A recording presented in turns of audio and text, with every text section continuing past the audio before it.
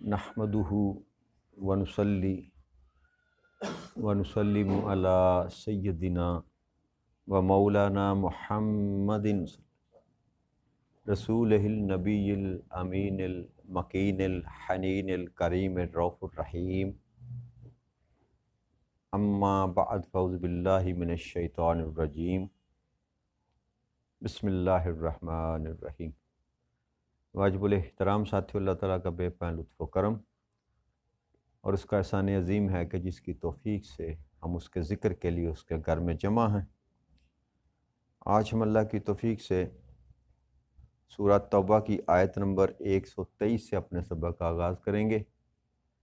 अल्लाह करीम ने इरशाद फरमाया, या अय्युहल्लज़ीना आमनू क़ातिलुल्लज़ीना यलौनकुम मिनल कुफ़्फ़ारि वलयजिदू फ़ीकुम ग़िल्ज़ा वअलमू अन्नल्लाह मअल मुत्तक़ीन, कि ऐ ईमान वालो, तुम काफिरों में से ऐसे लोगों से जंग करो जो तुम्हारे करीब हैं, वो तुम्हारे अंदर सख्ती पाएँ और जान लो कि अल्लाह परहेज़गारों के साथ है।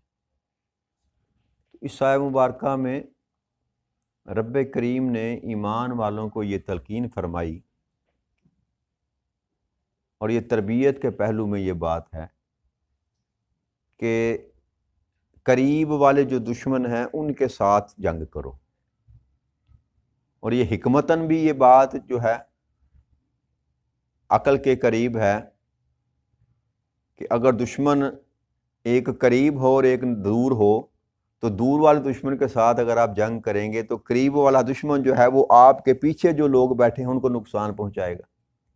तो ये तरतीब रब करीम ने जो बयान फरमाई कि पहले जो करीब वाले दुश्मन हैं उनके साथ जंग करो।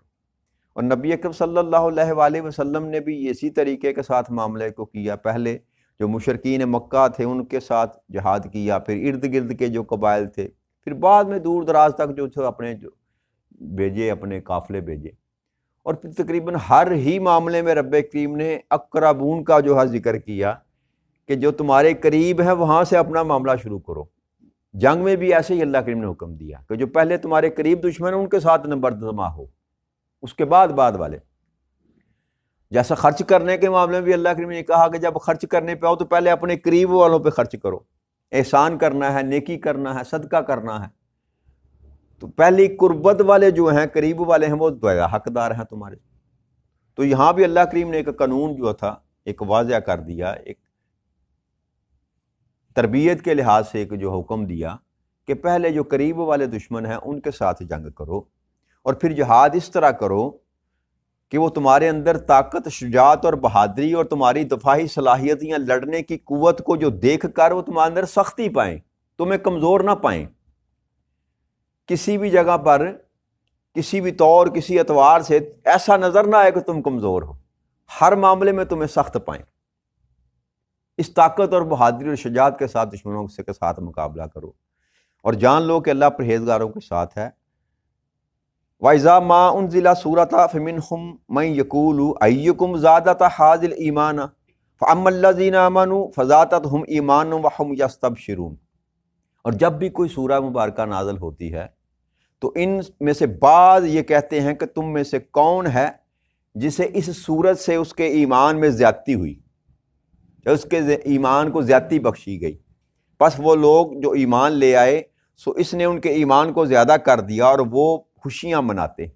तो यहाँ मुनाफिकीन की अल्लाह करीम ने एक और हसरत बयान फरमाई कि जब भी कोई अल्लाह करीम की तरफ से कोई हुक्म आता, कोई सूरत नाज़िल होती, कोई आयत आती, तो वो ईमान वालों को तमस्खर किया करते थे कि अब इस हुक्म से तुम्हारे ईमान को कितनी ताकत मिली, तुम्हारे ईमान को कितनी कुव्वत मिली। ये मुनाफिकीन का तर्ज अमल था। उसका रब करीम जवाब ये दे रहा है कि जो लोग ईमान लेकर आते हैं ना, जो ईमान वाले होते हैं, तो उन पर जो भी हुक्म नाज़िल होता है वो उनके ईमान को ज़्यादा कर देता है। ये नहीं होता कि जब हुक्म उतरा तो ईमान वाला जो है उसमें कमज़ोरी उसमें वाक़या हो जाती है, बल्कि हर नए हुक्म के साथ, हर अल्लाह के नए पैगाम के साथ ईमान वाला जो होता है वो ज़्यादा ताकतवर हो जाता है और वो उस पर जो अल्लाह करीम की तरफ से उसे हुक्म मिलता है उस पर मगमूम नहीं होता, उसको जबर महसूस नहीं करता, वो अपने ऊपर उसको भारी नहीं समझता, मगर कि वो उस पर खुशियाँ मनाता कि अल्लाह की तरफ से मुझे एक और पैगाम मिला, मुझे एक और इनाम मिला।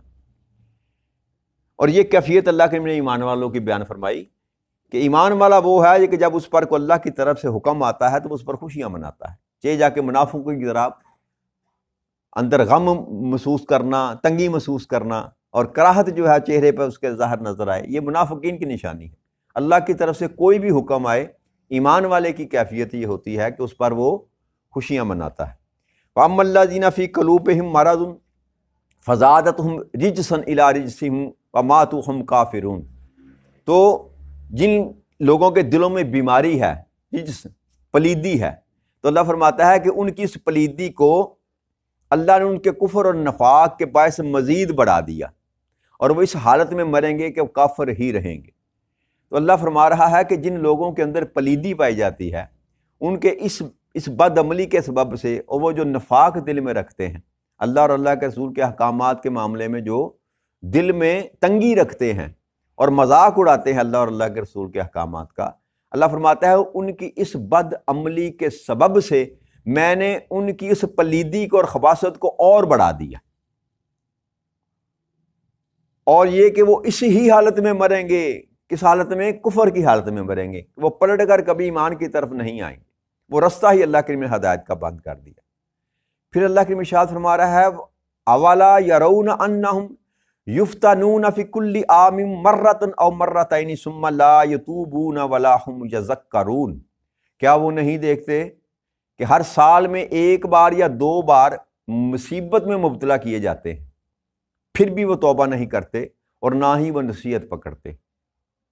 تو اس آیہ مبارکہ کی کئی تفاسیر کی گئیں، اس میں حضرت ابن عباس رضی اللہ تعالیٰ فرماتے ہیں کہ یہ جو منافقین تھے اللہ کریم ان کو سال میں 2 مرتبہ بیماری میں مبتلا کرتا تھا، مگر وہ اپنے نفاق کے باعث وہ اللہ کی طرف راغب نہ ہوتے تھے، اللہ کی طرف توجہ نہ کرتے تھے، اللہ سے معافی نہ مانگتے تھے، اللہ سے مدد نہ مانگتے تھے۔ حالانکہ ایمان والا جو ہوتا ہے جب پر اس کو مشکل آتی ہے، کوئی مصیبت آتی ہے، کسی غم میں کسی بیماری میں مبتلا ہوتا ہے تو وہ رب کو یاد کرتا ہے، رب سے توبہ کرتا ہے، معافی مانگتا ہے، اللہ سے ہی اپنی صحت طلب کرتا ہے۔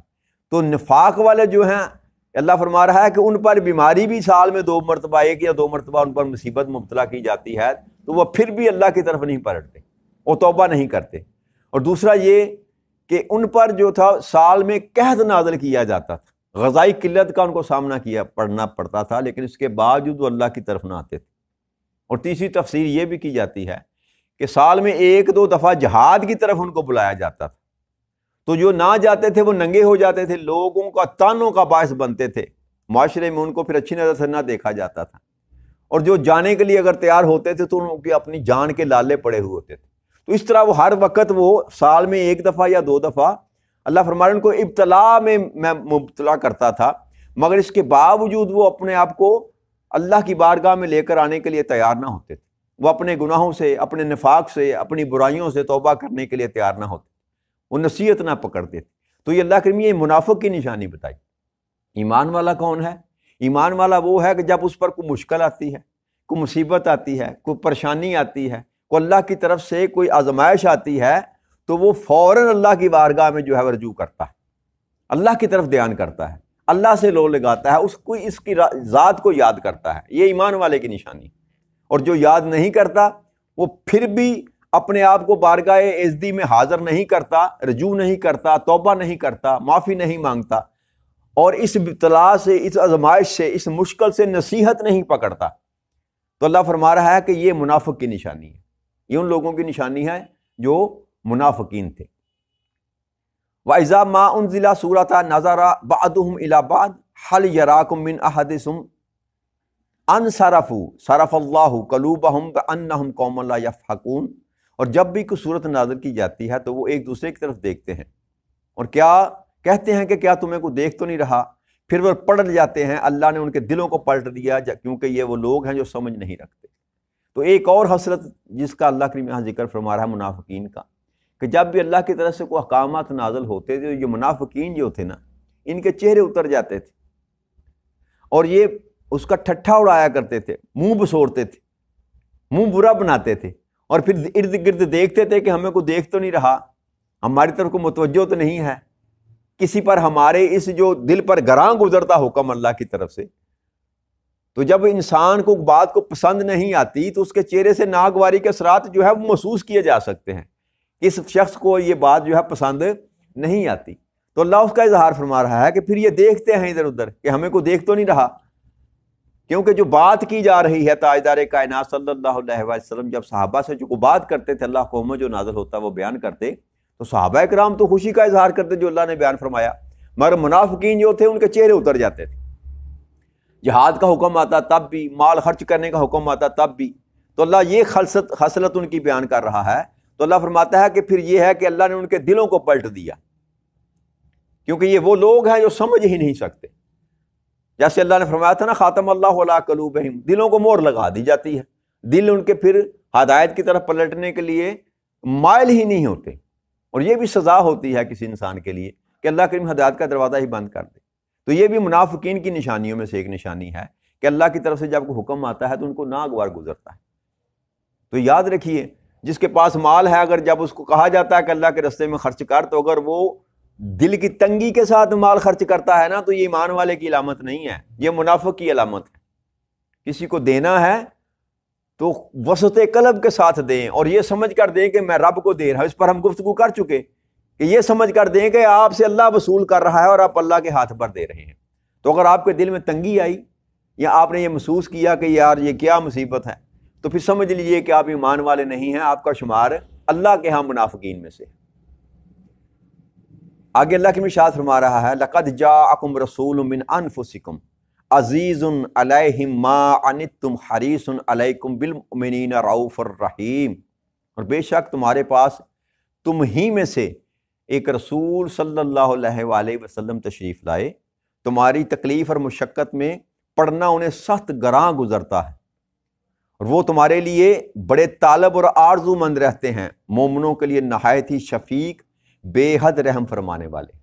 تو اللہ کریم نے اس ساری سورہ مبارکہ کے اینڈ پر جا کر یہ جتنی مصیبتیں، جتنی مشقتیں ایمان والوں نے دیکھیں، اب ان پر ان کو انعام جو ہے وہ بیان فرما رہا ہے کہ جس رسول کے کہنے پر تم نے ساری مشقتیں اور مصیبتیں اٹھائیں، وہ رسول جو میں نے تمہاری طرف تم ہی میں سے بھیجا، انفسکم.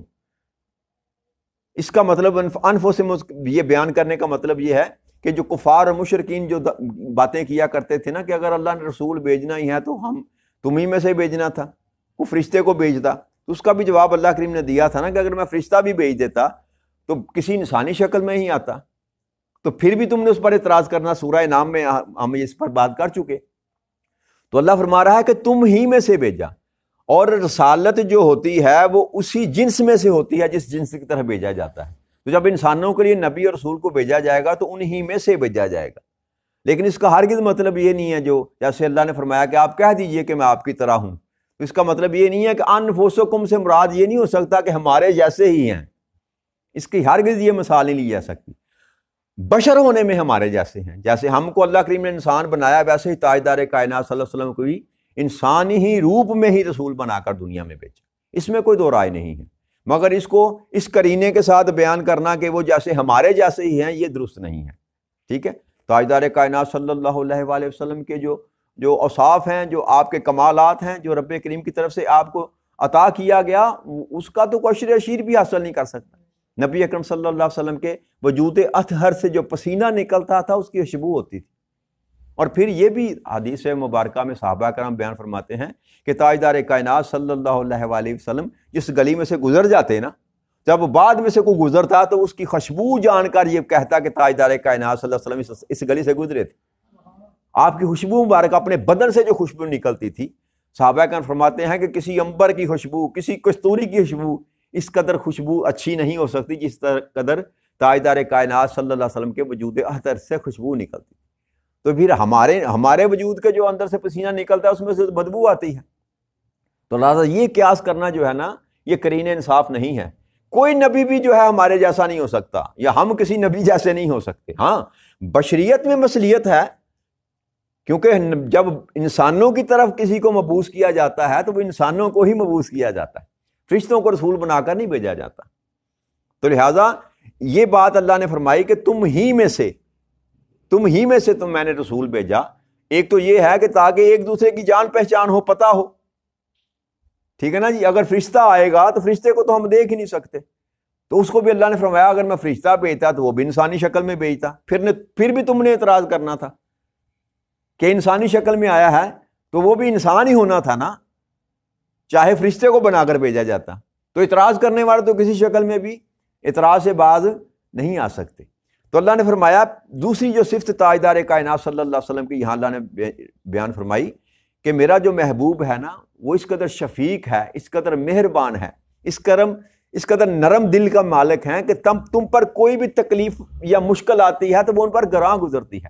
تاجدار کائنات صلی اللہ علیہ وآلہ وسلم کے پاس جب کوئی بھی صحابی, کوئی بھی سائل آتا اور آ کر اپنی مصیبت بیان کرتا تو آپ کا چہرہ مبارک متغیر ہو جاتا. آپ کے چہرے مبارک سے پتہ چلتا تھا کہ آپ کو تکلیف ہو رہی ہے, اتنے شفیق تھے آپ. تو اللہ یہ بتا رہا ہے کہ جو اتنا شفیق ہے وہ یہ نہیں چاہتا کہ تم مصیبت میں مبتلا ہو. میرا محبوب یہ نہیں چاہتا. یہ تمہارے ساتھ جو معاملہ کیا جا رہا ہے نا, یہ جو تمہیں جہاد کے لیے کہا جا رہا ہے, مال خرچ کرنے کے لیے کہا جا رہا ہے, عبادت کے لیے کہا جا رہا ہے, یہ تمہاری بھلائی کے لیے کہا جا رہا ہے. کیوں؟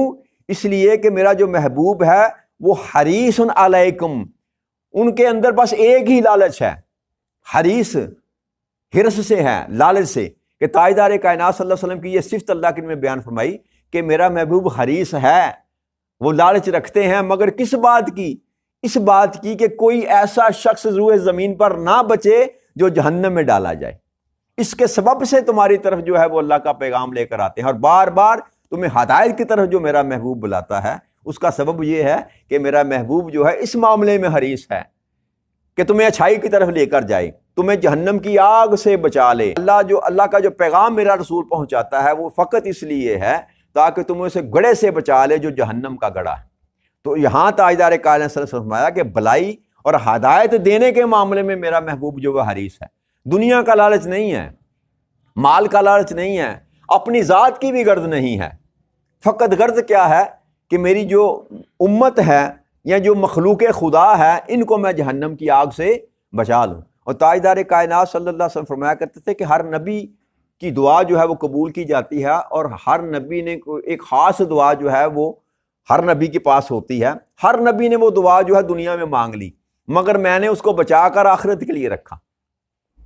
اور وہ تاجدار کائنات صلی اللہ علیہ وسلم فرمایا کہ وہ ہر اس شخص کو ملے گی جس نے شرک نہ کیا ہو.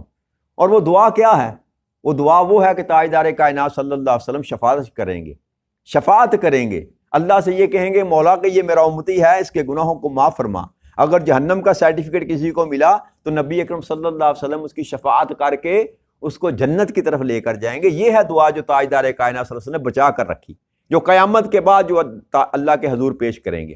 مگر کس کے لیے؟ وضاحت یہ فرما دی کہ جس نے شرک نہ کیا ہو, اللہ کے مقابلے میں کسی اور کو لا کر کھڑا نہ کیا ہو. ہر ایسا امتی بھلے جتنا مرضی گناہ گار ہو, تاجدار کائنات صلی اللہ علیہ وسلم قیامت کے روز اس کے لیے اللہ کی بارگاہ میں دعا کریں گے.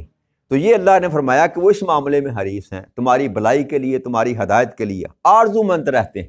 اور پھر فرمایا مومنوں کے لیے نہایت شفیق ہیں اور بے حد رحم فرمانے والے ہیں. پھر ارشاد فرمایا فَإِن تَوَلُّوا فَقُلْ حَسْبِيَ اللَّهُ لَا إِلَٰهَ إِلَّا هُوَ عَلَيْهِ تَوَكَّلْتُ وَهُوَ رَبُّ الْعَرْشِ الْعَظِيمِ.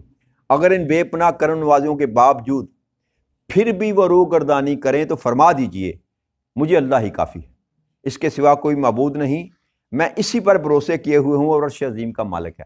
تو اللہ فرما رہا ہے کہ اتنا کچھ کرنے کے باوجود بھی, تاجدار کائنات صلی اللہ علیہ وسلم کا اپنوں اور پرایوں کے ساتھ حسن سلوک کرنے کے باوجود بھی, اتنی نیکیاں اور بھلائیاں کرنے کے باوجود بھی, اگر میرے محبوب تمہاری کرم نوازیوں کے باوجود بھی پھر بھی اگر یہ پلٹ کر نہیں آتے اور پھر جاتے ہیں, ایمان پر نہیں آتے, تو میرے محبوب آپ ان سے کہہ دیجیے کہ میرے لیے اللہ ہی کافی, مجھے تمہاری ضرورت ہے. دیکھیں تاجدار کائنات صلی اللہ علیہ وسلم اگر دین کی تبلیغ کرتے تھے, لوگوں کو دین کی طرف بلاتے تھے, تو اپنی ذات کے لیے نہیں بلاتے تھے. نبی اکرم صلی اللہ علیہ وسلم نے کسی ایک فرد سے بھی اگر اپنی ذات کے لیے کوئی فائدہ اٹھایا ہو تو تاریخ میں رقم ہوا ہوتا. کوئی ایسی مثال نہیں ملتی کہ تاجدار کائنات صلی اللہ علیہ وسلم کو کچھ دیا گیا تو آپ نے اپنی ذات کے لیے رکھ لیا. ایک مثال نہیں ملتی. اس کا مطلب کیا ہے؟ اس کا مطلب یہ تھا کہ نبی اکرم صلی اللہ علیہ وسلم دنیا کے حرص و لالچ سے پاک تھے. ان کا مطمع نظر صرف دو باتیں تھیں, ایک اللہ راضی ہو جائے اور دوسرا اللہ کی مخلوق جو ہے وہ جہنم کی آگ سے بچ جائے۔ یہ تاجدار کائنات صلی اللہ علیہ وسلم کا مطمع نظر تھا۔ تو اللہ فرما رہا ہے کہ میرے محبوب اگر ان کو تیری بات سمجھ نہیں نہ آتی، یہ پھر بھی تیری بات ماننے کے لیے تیار نہیں ہیں اور روح گردانی کرتے ہیں، تولو پھر جاتے ہیں، تو آپ ان سے کہہ دیجئے کہ میرے لیے وہ اللہ ہی کافی ہے، اس کے سوا کوئی عبادت کے لائق نہیں، میں اسی پر بھروسہ کیے ہوں اور وہ عرش عظیم کا مالک ہے۔ تو یہاں ہماری آج سورہ توبہ جو ہے اللہ کی توفیق سے الحمدللہ اختتام پذیر ہوتی ہے۔ کل اللہ کریم نے چاہا تو 11 نمبر سورہ مبارکہ ہے سورہ یونس، اس سے اپنے سبق کا آغاز کریں گے۔ وما علینا الا البلاغ المبین۔ السلام علیکم ورحمۃ اللہ وبرکاتہ۔